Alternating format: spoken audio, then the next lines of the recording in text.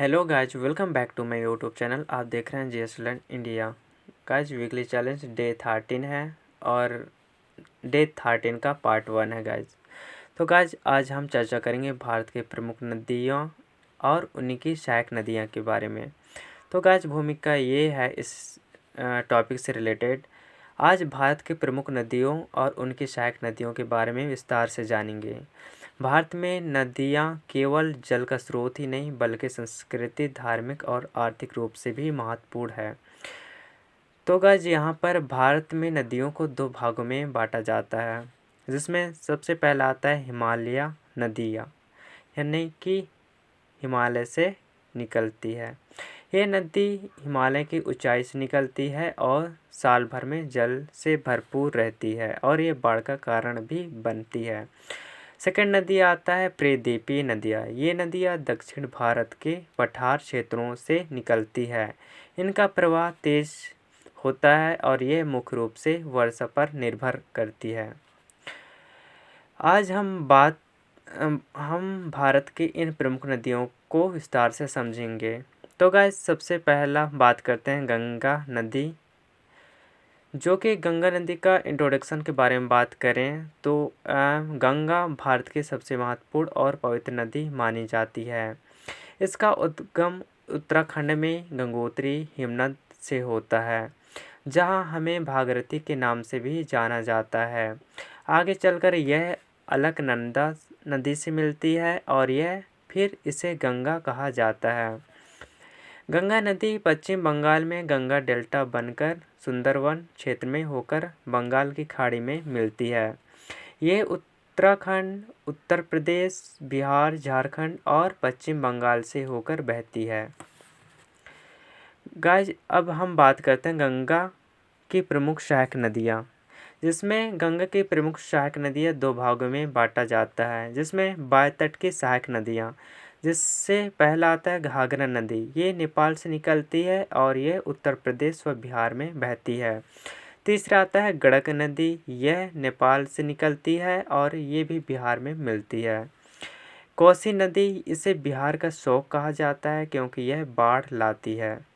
अब दाएं तट की सहायक नदियों की बात करें तो फिर सबसे पहला आता है यमुना नदी। यह यमुनोत्री उत्तराखंड से निकलती है और यह प्रयागराज में गंगा में मिलती है। अब सेकंड बात करें सोन नदी। यह मध्य प्रदेश के अमरकंटक से निकलती है और यह बिहार में गंगा से मिलती है। दामोदर नदी की बात करें तो यह झारखंड और पश्चिम बंगाल में बहती है। इसे बंगाल का शोक भी कहा जाता है। अब गाइस, हम बात करते हैं ब्रह्मपुत्र नदी। गाइस, इसका परिचय यह है कि ब्रह्मपुत्र नदी मानसरोवर झील तिब्बत से निकलती है और यह भारत में अरुणाचल प्रदेश तथा असम से होते हुए बांग्लादेश में प्रवेश करती है। ब्रह्मपुत्र की प्रमुख सहायक नदियों की बात करें तो पहला आता है बाएं तट की, जो सुबनसिरी, दिबांग, लोहित, और दाएं तट की सिस्ता, मेघना और बांग्लादेश में है। और हम ब्रह्मपुत्र असम से सबसे चौड़ी नदी मानी जाती है और यह मानसून के समय सबसे भयंकर बाढ़ भी लाती है। अब गाइस, बात करते हैं सिंधु नदी प्रणाली, यानी कि इसकी परिचय की बात करें तो सिंधु नदी तिब्बत से मानसरोवर झील से निकलती है और यह लद्दाख, जम्मू कश्मीर से होते हुए पाकिस्तान में प्रवेश करती है। सिंधु की प्रमुख सहायक नदी की बात किया जाए तो पहला आता है बाएं तट की, जो झेलम, तिनाब और रवि है। और दाएं तट की देखा जाए तो यहाँ सतलुज और ब्यास आता है। गाइस, हम सिंधु जल संधि की बात करें तो ये 1960 में भारत और पाकिस्तान के बीच हुई थी, जिसमें मतलब 1960 में ये दोनों की संधि जो भारत और पाकिस्तान के बीच में हुई थी, जिसमें भारत को व्यास, रवि, सतलुज का जल उपयोग करने की अनुमति मिली, जबकि पाकिस्तान को सिंधु, झेलम, तिनाब का जल अधिकार मिला। देखो, उसका पाकिस्तान में क्या क्या मिला था, सिंधु, झेलम, चिनाब का जल अधिकार मिला, ठीक है। और हमारे इंडिया भारत में व्यास और रवि, सतलुज का जल उपयोग करने की अनुमति मिली। तो गाइज, ये मेन टॉपिक है, ये टॉपिक्स को नोट्स कर लीजिएगा। गाइज, अब हम बात करते हैं नर्मदा नदी। ये नर्मदा नदी का परिचय। नर्मदा नदी मध्य प्रदेश के अमरकंटक पहाड़ियों से निकलती है और ये पश्चिम की ओर बहकर अरब सागर में गिरती है।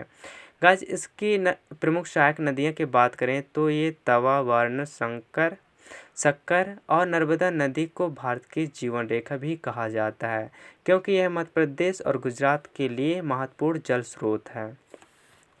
गाइस अब बात करते हैं हम कृष्ण नदी। ये कृष्ण नदी का इंट्रोडक्शन ये है गाइस कि कृष्णा नदी महाराष्ट्र के महाबलेश्वर से निकलती है और ये आंध्र प्रदेश, तेलंगाना, कर्नाटक से होते हुए बंगाल की खाड़ी में गिरती है।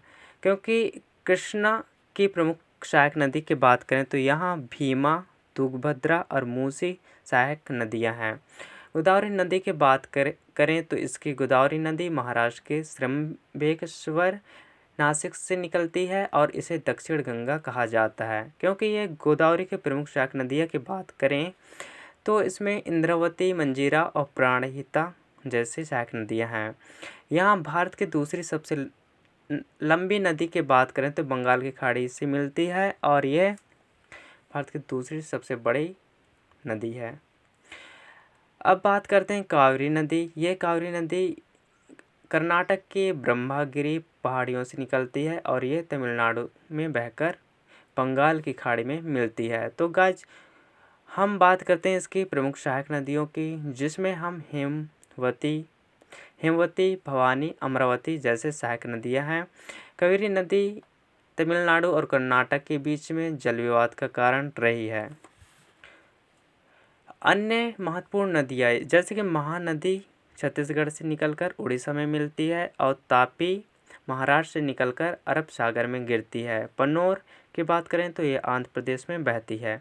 तो निष्कर्ष यह है गाइस, जब भारत की नदियाँ जीवन का आधार है, हिमालय नदी हमेशा जल से भरी रहती है, जबकि प्रायद्वीपीय नदियाँ वर्षा पर निर्भर होती है और इन नदियों का संरक्षण और जल प्रबंधन बहुत ज़रूरी है ताकि आने वाली पीढ़ियों को जल संकट का सामना न करना पड़े। गाइस आपको ये वीडियो पसंद आया तो प्लीज़ लाइक, शेयर और सब्सक्राइब ज़रूर करें और मिलते हैं हम अगली वीडियो के नए टॉपिक्स के साथ। धन्यवाद। तो गाइस कुछ इस प्रकार से है, नोट्स कर लीजिए आप, पुनः आप इस वीडियो को पुनः वॉच कीजिए और अच्छे से नोट्स बनाइए।